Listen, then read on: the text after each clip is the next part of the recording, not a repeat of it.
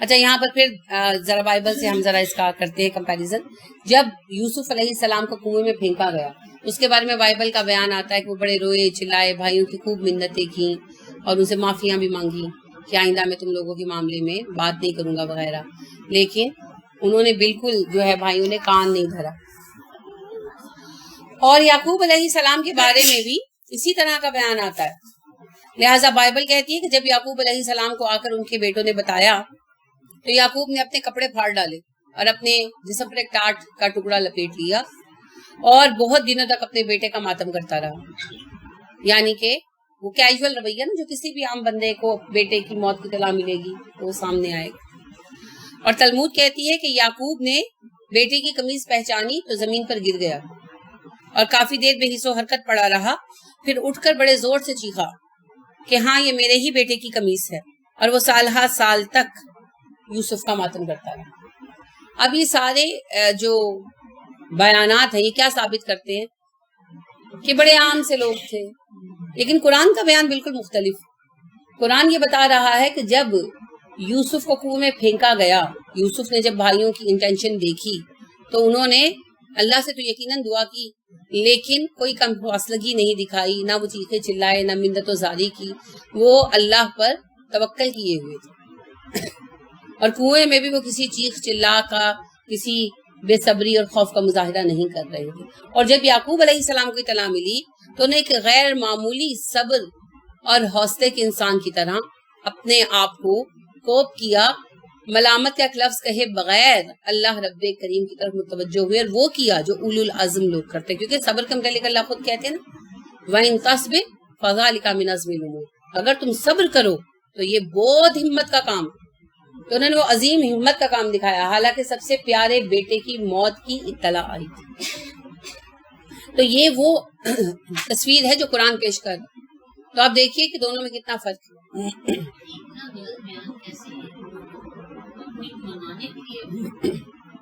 دیکھیں جی, جب تک انبیاء کرام علیہ السلام کی کردار کشی نہیں کی جائے گی اپنے لیے راستے کیسے نکالے جائیں گے؟ ہم نے کیوں ولیوں کے نبیوں کے بارے میں تو ہم نہیں کر پائے نا, لیکن ولیوں کے بارے میں ہم نے کیوں ایسی باتیں بنائی تاکہ ہم اپنے لیے جواز پیدا کر سکیں. یہی کچھ انہوں نے کیا. وجاءت اور آیا سیارۃ ایک قافلہ, فارسلوا انہوں نے بھیجا واردہم اپنا پانی پلانے والا. ورد کہتے ہی اس کو ہے جو پانی بھرنے والا ہوتا, اور مورود کہتے ہیں پانی کو. سکا وردہم اپنے سکے کو, فادلا دلوہ تو اس نے ڈول ڈالا. دلون کہتے ہی کنویں سے پانی کا ڈول بھر کے نکالنے کو, جیسے ہم کہتے ہیں نا بوکا نکالنا, تو اس کا مطلب ہوتا ہے کنویں سے پانی بھر کے نکالنا. تو دلون کا معنی ہی یہ, فادلا دلوا, اس سے ڈول ڈالا اور اس کو بھر کے نکالا. کالا بولا یا بشرا خوشخبری ہے, ہاذا غلام, یہاں تو ایک لڑکا ہے. غلام نوجوان لڑکے کو کہتے ہیں. یعنی یہاں سے خود بخود ہمیں پتہ چلتا ہے کہ یوسف علیہ السلام جو کسی تاکچے پر بیٹھے تھے, جب رسی پھینکی گئی تو اس کے ساتھ چڑھ کر نکل آئے. اس سے بھی پتہ چلتا ہے کہ یوسف کی عمر کم تھی. 17-18 سال کے نوجوان کو ایک بندہ کھینچ کر نکال لے, کوئی خالہ جی کا گھر تھوڑی ہے, جبکہ بالٹی میں پانی بھی تھا. تو وہ کم عمر تھے, تبھی تو اس نے آج کھینچ لیا دونوں کے ساتھ. بالٹی بھی چھوٹی ہوگی کنویں میں, لیکن اتنی بھی چھوٹی نہیں ہوتی, کیونکہ انہوں نے بھرنے ہوتے پورے قافلے کے لیے پانی. تو جیسے ہمارے کنووں پر بھی 5 کلو کا 6 کلو کا لگایا جاتا ہے, تو اسی طرح یہ بھی ہوگا. اور اسرروہ انہوں نے چھپا لیا اس کو, سین دے اسرار ہم اردو میں عام طور پر کہتے ہیں, اصل لفظ اسرار ہے. اسرار ایک تو سواد سے ہوتا ہے نا, کسی کو منانے کے لیے ضد کرنا, اور ایک اسرار ہوتا ہے سین کے ساتھ, اسرار, راز, اسرار خودی, پر اسرار, ایگزیکٹلی جس میں کوئی راز ہو, پر اسرار رازوں سے بھرا ہو. سر کہتے ہیں راز کو, سر, سری ادب, ڈیٹیکٹیو کہانیاں, جاسوسی کہانیوں کو کہتے ہیں. وَأَسَرُّهُ انہوں نے چھپا لیا اس کو, یوسف کو, بِضَاعَةً سامان تجارت سمجھ کر. بِضَاع اصل میں گوشت کے بڑے ٹکڑے کو کہتے ہیں جو کاٹ کر الگ کر کے سنبھال لیا جاتا. تو مال کا ایسا بڑا حصہ جو تجارت کے لیے سیف کر لیا جائے، اصل پونجی، کیپٹل، اسے بضاعہ کہتے ہیں. انہوں نے اسے سامان تجارت سمجھ کر سنبھال لیا کہ ہم اسے بحیثیت غلام بیچ دیں گے. واللہ اور اللہ علیم علم والا ہے بما یعملون جو وہ کر رہے تھے، اور اللہ بخوبی جانتا تھا جو وہ کر رہے تھے. یعنی وہ بھی کتنے ظالم تھے نا. اگر ایک علاقے میں کنویں میں بچہ گرا ملا تو وہ کہاں کا ہوگا؟ اسی علاقے کا ہوگا. جیسے آپ اللہ رحم فرمائے کہ آپ باہر نکلتے آپ دیکھتے ہیں کوئی بچہ رو رہا ہے اور اس کو گھر نہیں مل رہا، تو ڈیفینیٹلی اسی ایریے کا ہوگا. تو کیا کرنا چاہیے؟ ایریے میں ڈھونڈنا چاہیے. اللہ معاف کرے وہ بچہ چڑھ جائے کسی بچہ فروش کے ہاتھ تو وہ تو اس کو بہانے سے لے جائے گا نا. انہوں نے وہی کام کیا، حالانکہ وہ بخوبی پتا کر سکتے تھے کیونکہ وہ چراگاہ کا علاقہ تھا، تو ارد گرد کچھ گاؤں تھے. ان چند گاؤں میں پتا کرنے سے بآسانی پتا چل سکتا تھا. اور ویسے بھی یوسف 12 سال کے تو تھے 11 یا 12 سال، تو وہ اپنے باپ کا نام اپنا علاقہ نہیں بتا سکتے تھے. خالی یعقوب کا نام ہی کافی تھا، علیہ السلام نبی تھے نا. تو لہٰذا اتنا بتا دینا کہ میں یعقوب کا بیٹا ہوں جو اللہ کے نبی ہیں. ان کے گھر کا ایڈریس تھا پورا، اور یقیناً انہوں نے بتایا بھی ہوگا. آپ دیکھیں نا، ایک چھوٹا بچہ جیسے 3-4 سال کا بچہ ملتا ہے اور آپ پوچھتے ہیں کہ کون ہو تو وہ کیسے بتاتا ہے نا. تو بالکل اسی طرح سے یوسف تو بڑے تھے ماشاءاللہ. یہ اتنے ظالم رہے ہوں گے یہ لوگ. ظاہرہ بات ہے پورا قافلہ تو نہیں، قافلے کا جو سردار وغیرہ تھا، کہ اس نے چند درہموں کے لالچ میں ایک بچے کو اس کے باپ سے جدا کر دینا گوارا کیا. یہ ویسے ہی ہے جیسے یہ جو بھیک مانگنے والے ہوتے ہیں بچے اٹھا لیتے ہیں، یا ویسے بچہ فروش جو ہوتے ہیں، تو بچہ فروشی کا جرم ہے برابر. وَشَرَوْهُ بیچ دیا اس کو، شرا سے ہے بیچنا خریدنا دونوں کے لیے آتا ہے. بیچ ڈالا اس کو بِثَمَنٍ قیمت کے بدلے پر. سمن کسی بھی ایسے معاوضے کو کہتے ہیں جو چیز بیچنے کے بدلے میں لیا جاتا ہے، چاہے وہ نقدی ہو یا کوئی جنس ہو. بِثَمَنٍ قیمت کے بدلے. بخس کم، بخس کہتے ہیں کسی چیز کو ظلم کے ذریعے کم کرنا. ٹھیک ہے. تو یوسف علیہ السلام ایک آزاد انسان تھے، ایک باپ کے لاڈلے بیٹے تھے، تو ان کو ظلم کے ساتھ کم حیثیت کرنا. اور دوسرا اس کا معنی حقیر بھی ہوتا ہے. تو حقیر قیمت کے بدلے میں، یا حقیر سمجھتے ہوئے تھوڑی قیمت کے بدلے.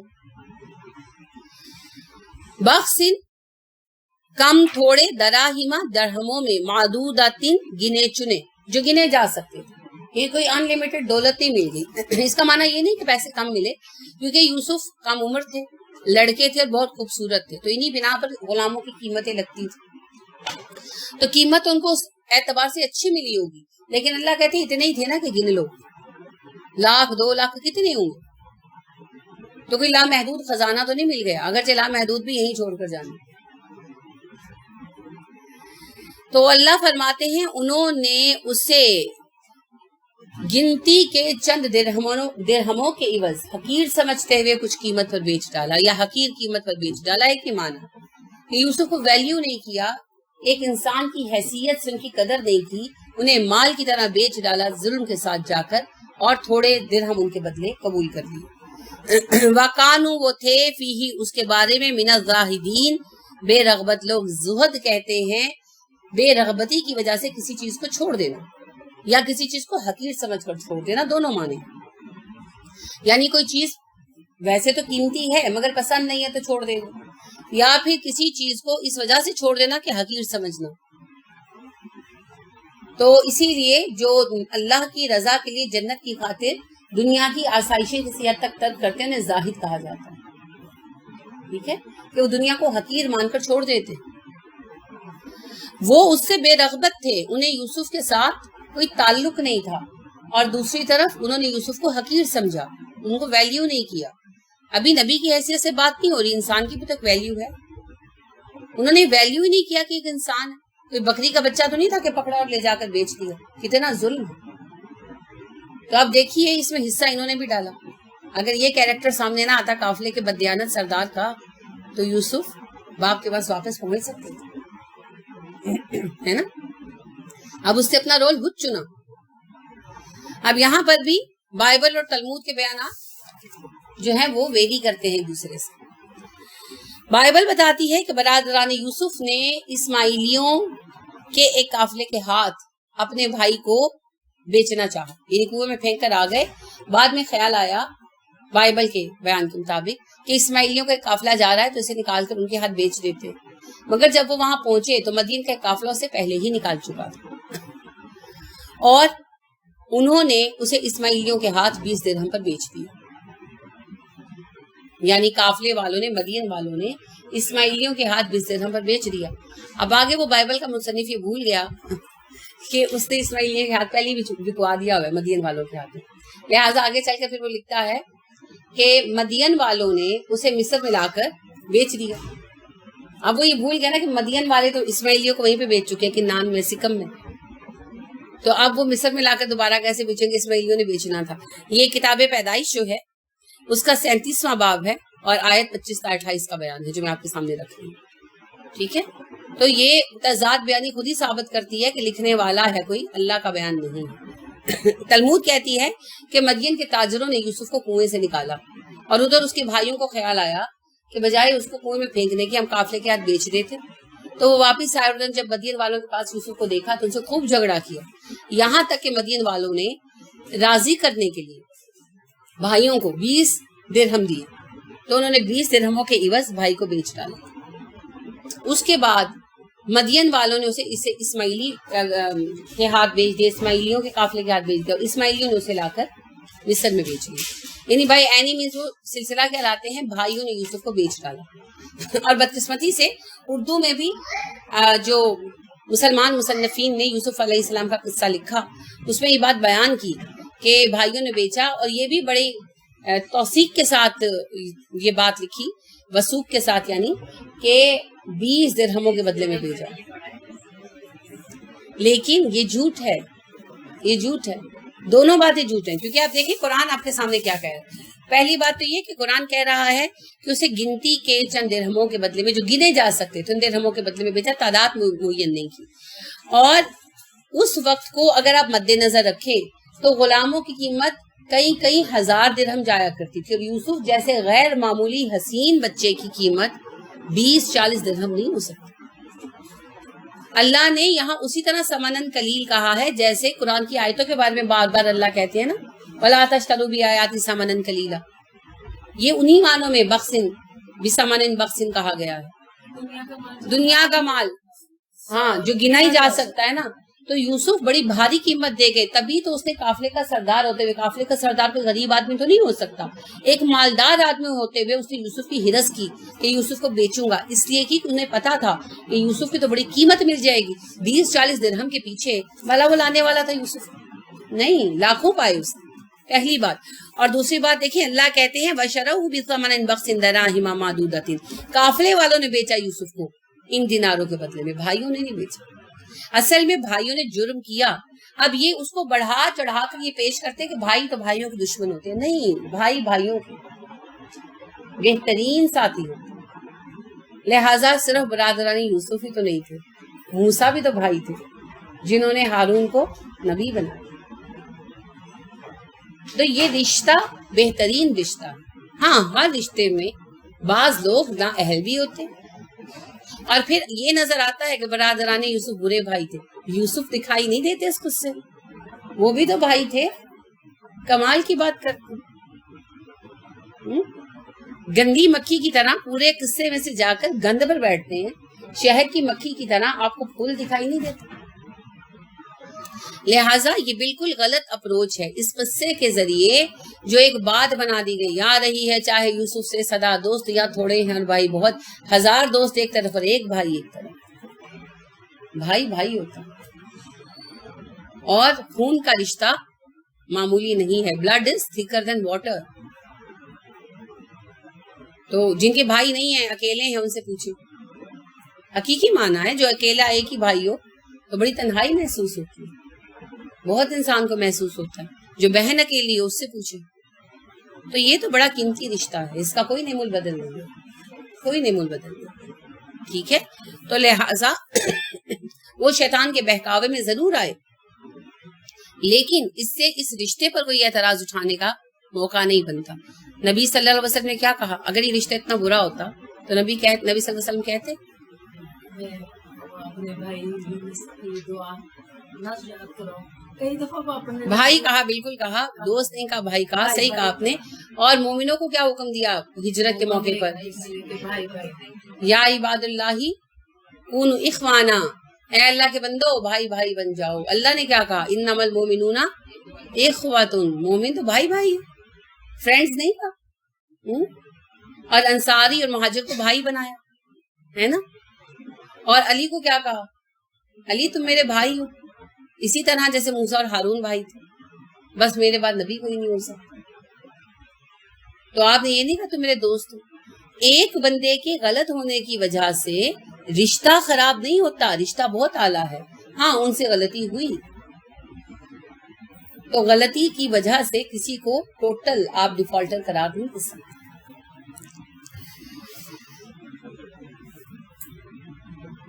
تو آپ دیکھیے کہ کتنی چیزیں بدلی ان لوگوں نے. اور کیوں بدلی؟ وجہ کیا تھی؟ نبیوں کا اخلاقی لیول کم تر دکھانے کے لیے. اب یہ بات سمجھیے آپ یہاں رک کر، اما عائشہ صدیقہ رضی اللہ تعالیٰ عنہا پر الزام لگانے کی کیا ضرورت تھی؟ کیوں لگایا؟ اگر ایک دفعہ یہ بات معاذ اللہ ذہنوں میں بیٹھ جاتی تو برائی کا رستہ نکل آتا نا، کہ نبی کی بیوی معاذ اللہ ایسا کر سکتی ہے. تو نبیوں کو ڈی گریڈ کرنا، ان کو بڑا عام سا بندہ دکھانا پسندیدہ مشغلہ ہے ان کا، کیونکہ اس سے پھر یہ اپنے لیے جواز نکالتے ہیں نا، اپنے لیے جواز نکالتے ہیں. ٹھیک ہے. وکالا کہا، الذی اس شخص نے جس نے اشتراہ خریدا اس کو مصر میں لیمراتی ہی اپنی بیوی کو. مرأتن عورت کو کہتے ہیں، بیوی کو بھی کہتے ہیں. جیسے اردو میں بھی عورت کا مطلب تو خاتون ہوتا ہے نا، تو عورت کو مرد کی بیوی کے لیے بھی تمہاری عورت استعمال کرتے ہیں. لیمراتی ہی اپنی بیوی کو، اکریمی عزت کے ساتھ رکھ اس کو. کاف رے میم کریمہ یکرم، اکریمی اسے عزت کے ساتھ رکھ، معزز بنا کے رکھ. یعنی غلام نہیں مانا انہوں نے. جس نے خریدا، عزیز مصر نے خریدا تھا، آگے چل کے پتا چلتا ہے آپ. اب آپ یہ دیکھیے کہ یہ جو خریدنے والے صاحب تھے، ان کو خریدتے وقت ہی احساس ہوا کہ یہ بچہ غیر معمولی. تبھی تو انہوں نے کہا کہ یہ غلام خرید کے لایا ہوں، گھر کے کام کاج کے لیے نہیں لایا، اسے عزت کے ساتھ رکھو، گھر کے فرد کی طرح رکھو. وضاحت کر دی بی بی. سعید بن مسیب کہتے ہیں رحمۃ اللہ تعالی علیہ، 3 لوگوں کی انتخاب پر میں حیران ہوتا ہوں. ایک عزیز مصر کے انتخاب پر، جس نے ایک نظر میں یوسف کو پرکھ لیا. دوسرا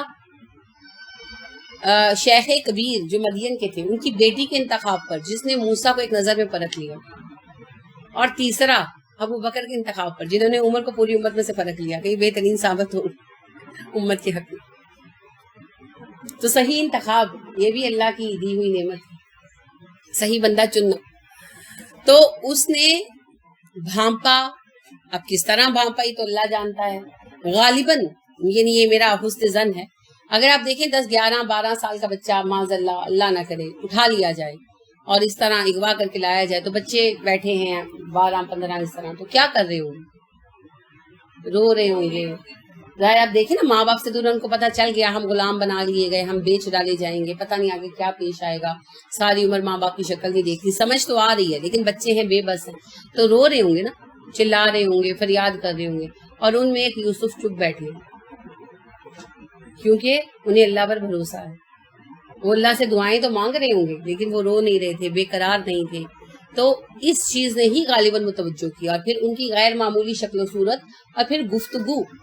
آپ دیکھیے کہ جب آپ گفتگو کرتے ہیں تو آپ کو پتہ چل جاتا ہے انسان کا کیلیبر کیا ہے. تو یوسف یعقوب علیہ السلام کے بیٹے تھے اور پھر ان کے سب سے زیادہ صحبت یافتہ، تو ان کی جو گفتگو، ان کا جو انداز تھا وہی سب سے بہترین ہے نا، جس کی وجہ سے وہ متوجہ ہوئے. سبکت تگین جو ہے نا محمود غزنوی کے والد، یہ بھی قافلے سے اٹھا لیے گئے اور بیچ دیے گئے. تو انہیں ایک امیر نے خریدا، نام میرے ذہن میں اس وقت نہیں ہے. غزنی کا ایک حاکم تھا یعنی حاکم بمانے ایک وزیر تھا، تو اس نے خریدا، تو اس نے ان سے پوچھا، یعنی بچے اٹھائے گئے، بچے تھے تو اٹھا لیے گئے، تو اس نے کہا تم رو کیوں نہیں رہے؟ شکل صورت کے بڑے معمولی سے تھے، تو کہنے لگے محمود غزنوی بھی معمولی شکل صورت کے تھے، سبکتگین خود بھی یہ غیر معمولی خوبصورت نہیں تھے، نارمل سی شکل کے تھے، بلکہ کم صورت تھے، ترک عام طور پر خوبصورت ہوتے، سبکتگین اتنے خوبصورت نہیں تھے۔ تو اس نے کہا بچہ وہ کچھ غلام خریدنے آیا تھا امیر، تو اس نے دیکھا کہ سب بچے رو رہے ہیں، تو فرشتہ جو ہیں وہ اپنی تاریخ میں بیان کرتے ہیں، اور تبری بھی اپنی تاریخ میں بیان کرتے ہیں کہ وہ گھبرا گیا ان کے رونے سے، کہنے لگا کہ تو رو رہے ہیں، ان کو سنبھالے گا کون؟ تو اس نے دیکھا کہ کم شکل بچہ ہے مگر رو نہیں رہا، تو اس نے کہا کہ تم رو کیوں نہیں رہے؟ تو اس نے کہا رونا مجھے نہیں، آپ کو چاہیے۔ پہلے سبکتگین نے پوچھا جن کی عمر اس وقت 12 یا 13 سال تھی، تو ان کہا کہ کیا آپ مسلمان؟ ان کا ہاں میں مسلمان ہوں۔ تو ان کا پھر رونا مجھے نہیں، آپ کو چاہیے۔ اس نے کہا کیا مطلب؟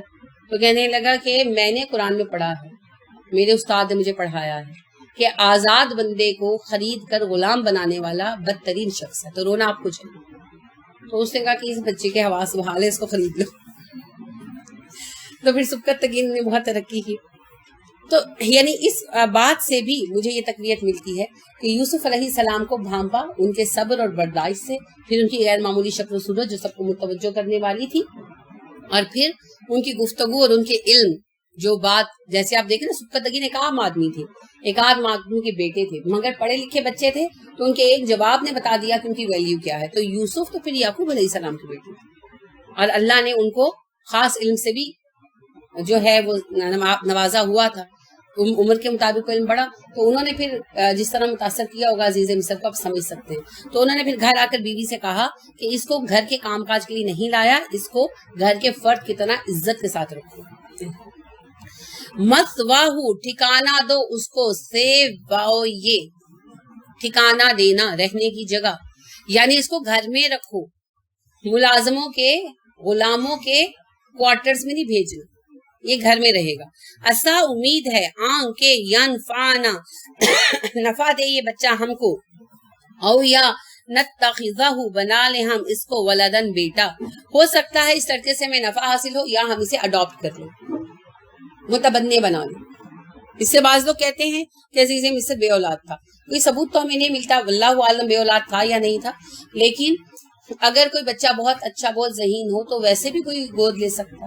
اس نے کہا کہ دیکھتے ہیں اگر یہ بچہ ایسا ہی لائق نکلا تو یا تو اس کو بیٹا بنا لیں گے، اور یا پھر چونکہ یہ ہمارے پاس پلا بڑا ہے تو اس کی کامیابی سے ہمیں نفع ہوگا۔ ڈیفینیٹلی اگر آپ ایک بچے کو، کوئی یتیم بچہ ہے، آپ سرپرستی کرتے ہیں، کفالت کرتے ہیں، متبنی نہیں بناتے، کفالت کرتے ہیں، تو وہ کامیاب ہو گیا، وہ آفیسر لگ گیا، تو آپ کو بھی تو ایک فائدہ آئے گا نا۔ بے شک آپ فائنینشیل فائدہ نہیں لیتے، لیکن ایک عزت، ایک رسوخ تو آتا ہے نا، کیونکہ وہ آپ کے گھر کا حصہ ہے۔ تو اس نے کہا اس سے ہمیں فائدہ ہوگا، یعنی اس نے پہچان لیا گفتگو سے کہ یہ بچہ کہیں آگے پہنچے گا۔ وار کذالک، اسی طرح، مکننا، ہم نے ٹھکانہ دیا، میم کاف نون، مکن اسی سے مکان ہے، رکنے کی جگہ، لیوسفا، یوسف کے لیے، فی الارض، نئے ملک میں، اس نئے ملک میں ہم نے یوسف کو اس طرح ٹھکانہ دے دیا، جس نے غلام کی حیثیت سے خریدا وہ بیٹے کی طرح چاہنے لگا ایک ملاقات میں۔ اس سے آپ دیکھیں کہ یوسف علیہ السلام کی صورت ہی نہیں، سیرت بھی بے مثل رہی ہوگی، تبھی تو وہ ایک ملاقات میں گرویدہ ہو گیا۔ وَلِنُعَلِّمَهُ، تاکہ ہم سکھائیں اس کو، من تاویل الاحادیث، باتوں کا معنی، ہم اسے معاملہ فہمی سکھائیں۔ اب معاملہ فہمی تو کنان میں بھی سکھائی جا سکتی تھی، مصر میں لانے کی کیا ضرورت تھی؟ مصر میں وہ علم سکھانا تھا جو وہ کنان میں نہیں سیکھ سکتے تھے۔ کون سا علم تھا؟ فائنینس۔ گاؤں میں رہتے تھے اور ان کا کام کیا تھا؟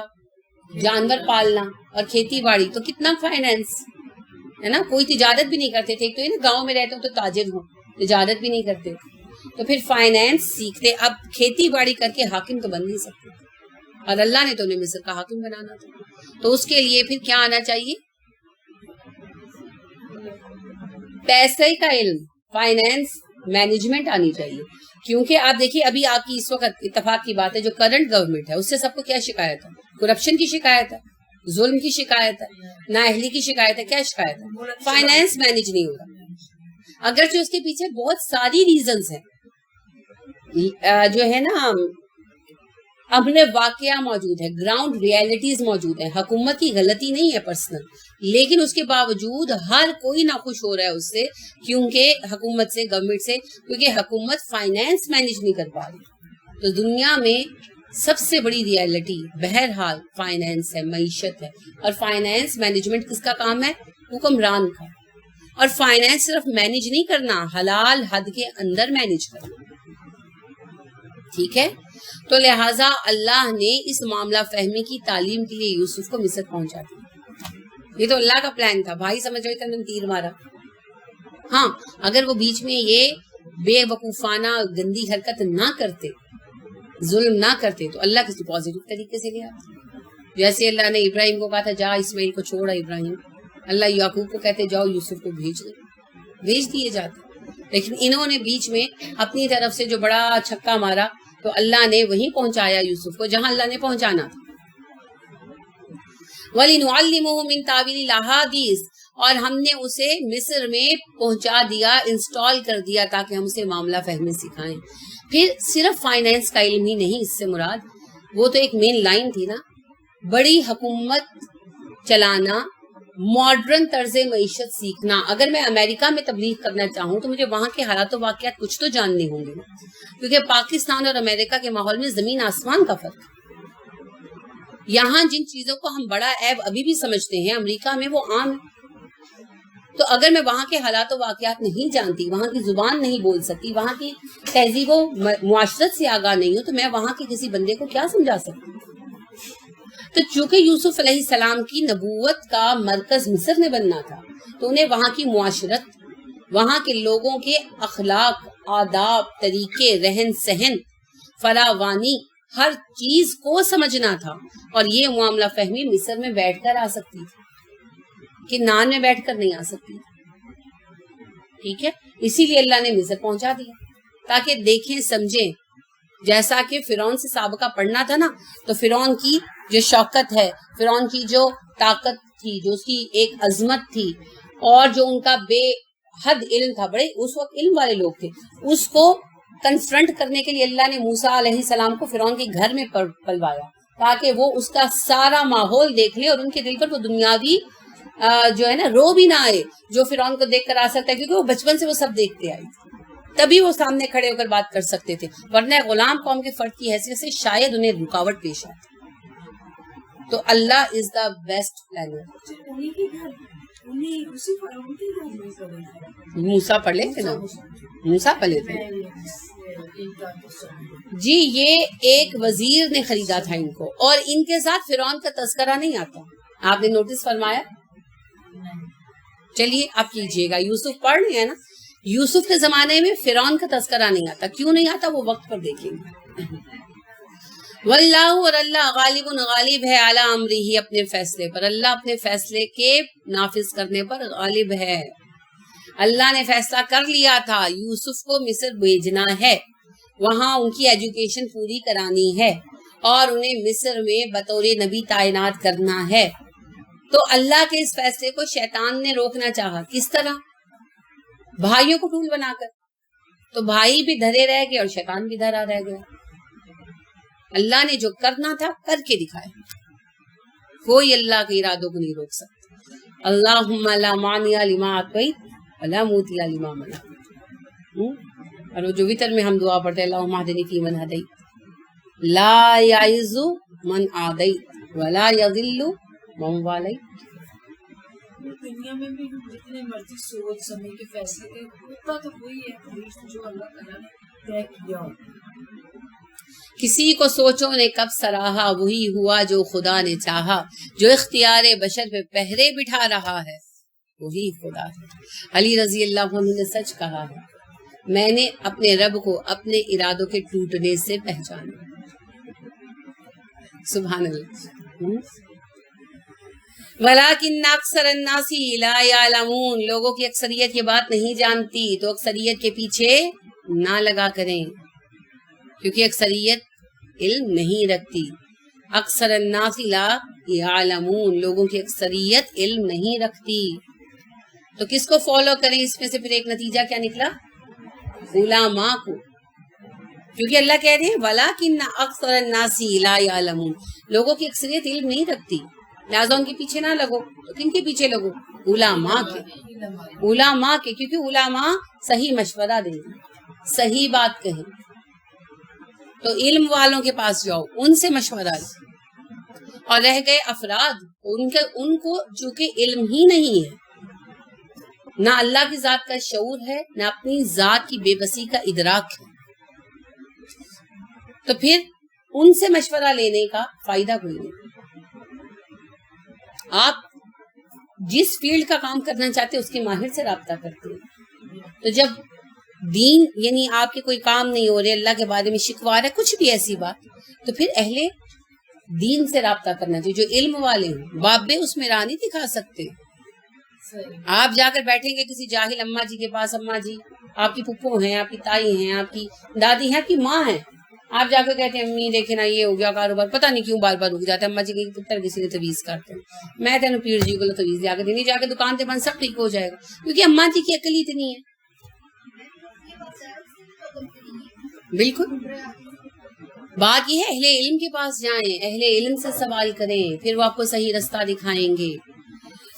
عبد الرحمن العریفی جو ہیں مشہور عرب عالم ہیں، ظاہر ہے ہمارے یہاں نہیں، عربوں میں مشہور ہے ماشاءاللہ. مدینہ یونیورسٹی میں پڑھاتے ہیں. تو ان کی کتاب ہے، بڑی خوبصورت کتاب ہے، زندگی سے لطف اٹھانا سیکھیے. تو اس میں ایک واقعہ بیان کرتے ہیں. وہ کہتے ہیں کہ میں پی ایچ ڈی کا اسٹوڈنٹس کو پڑھاتا ہوں. تو میرے پاس ایک پی ایچ ڈی کا اسٹوڈنٹ آیا. پی ایچ ڈی کا اسٹوڈنٹ جو ہے وہ شادی شدہ بال بچے دار ہوتے ہیں، فیملیز کے ساتھ آئے ہوتے ہیں. تو کہتے ہیں کہ وہ میرے پاس آیا، کہنے لگا کہ استاذی میں بہت پریشان ہوں. استاذہ ٹیچر کو کہتے ہیں، فیمیل ٹیچر کو کہتے ہیں. تو استاذی میں بہت پریشان ہوں، تو مجھے کوئی وظیفہ بتائیں، کوئی دعا بتائیں، کوئی ٹوٹکا بتائیں، میرے مسئلے حل ہو جائیں. تو پی ایچ ڈی میں ہوتا یہ کہ ہر ٹیچر کو 5-6 اسٹوڈنٹ دے دیے جاتے ہیں، وہ انہیں کو ڈیل کرتا ہے. تو وہ ان کے اسٹوڈنٹس میں سے تھا. تو کہتے ہیں میں نے کہا کہ تم قرآن پڑھا کرو فہم کے ساتھ. تو کہتے ہیں وہ کچھ دیر کھڑا مجھے دیکھتا رہا بے یقینی کے ساتھ کہ ان کی کیا آنسر دیا ہے ٹیچر نے، اور پھر کہتے ہیں پلٹ کر چلا گیا. تو 3 مہینے بعد، یعنی ویسے تو وہ آتا تھا پڑھتا تھا، 3 مہینے بعد کہتے ہیں وہ پھر تنہائی میں میرے روم میں آ کر مجھے ملا اور کہنے لگا استاذی اگر مجھے یہ ڈرنا ہوتا کہ آپ مجھے تھپڑ مار دیں گے تو میں آپ کا ہاتھ چوم لیتا. یعنی ہاتھ ہی چمباتے ہیں عرب آدمی. ٹھیک ہے. تو کہتے ہیں کہ اگر مجھے یہ ڈر نہ ہوتا کہ آپ مجھے تھپڑ لگا دیں گے تو میں آپ کا ہاتھ چوم لیتا. جب آپ نے مجھے یہ بات کہی کہ جا کے قرآن پڑھو تو میں بڑا بددل ہوا. میں نے کہا یہ کیا بات ہے، کیا بات ہے، میں مسئلے کے لیے دعا پوچھ رہا ہوں، کوئی وظیفہ پوچھ رہا ہوں، یہ مجھے کہنا ہے قرآن پڑھو. قرآن تو میں پڑھتا ہوں. تو کہتے ہیں 1-2 دن تو گزر گئے. تو پھر اس کے بعد بڑا ایک شدید مسئلہ ہوا، جو بھی اس کا مسئلہ تھا، لڑائی ہوتی ہوگی یا وٹ ایور. تو کہتے ہیں بہت مسئلہ تھا، میں بہت ڈپریس تھا. تو میں نے سوچا کہ اپنے استاد کی بات مان کے ہی دیکھ لیتا ہوں. تو میں نے قرآن کھولا اور پڑھنا شروع کیا. تو پڑھتا تو میں پہلے بھی تھا اور فہم سے پڑھتا تھا. ظاہر پی ایچ ڈی کا اسٹوڈنٹ تھا، سعودیہ میں پڑھ رہا تھا، تو عربی تو آتی ہوگی نا.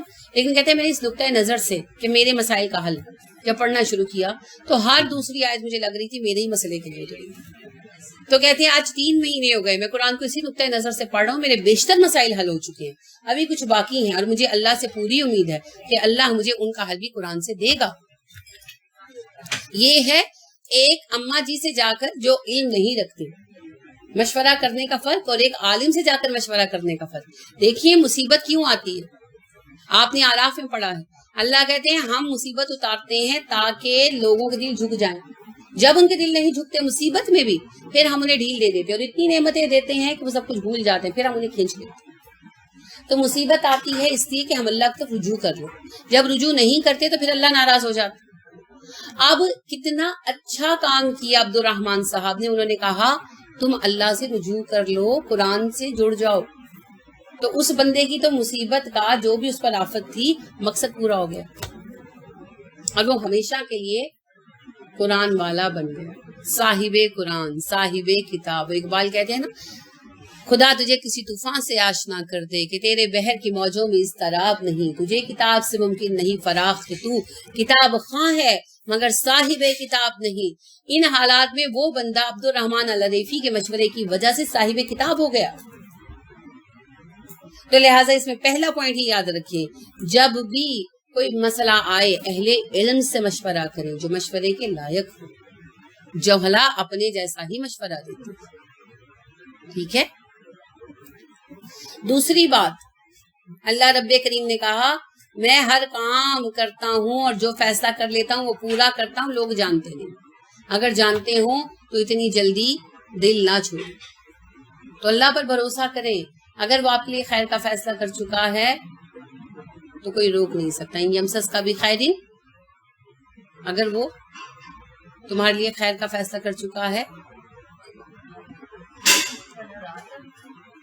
وَإِن يَمْسَسْكَ بِخَيْرٍ فَلَا كَاشِفَ لَهُ، اسے روک دینے والا کوئی نہیں۔ تو اللہ نے اگر فیصلہ کر لیا خیر کا، کوئی روک نہیں سکتا۔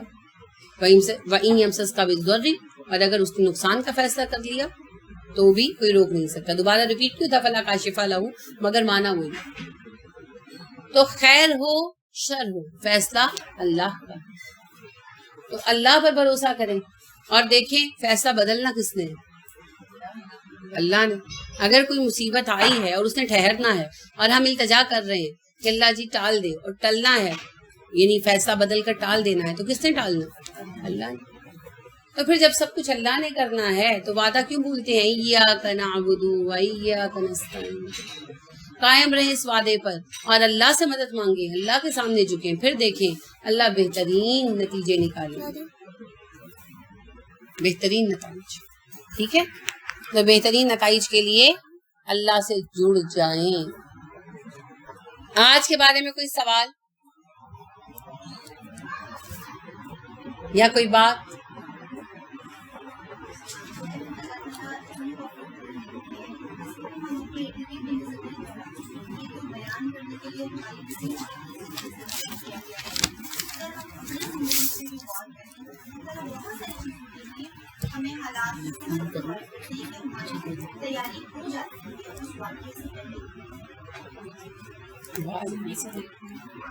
بالکل صحیح کہہ رہی ہیں آپ، اللہ ہر چیز کے لیے ہمیں تیار کر دیتے ہیں جو پیش آندہ ہوتی ہے۔ چلیے اور کوئی بات؟ سبحانک اللہم و بحمدک ونشہد ان لا الہ الا انت ونستغفرک ونتوب الیک۔ السلام علیکم ورحمۃ اللہ وبرکاتہ۔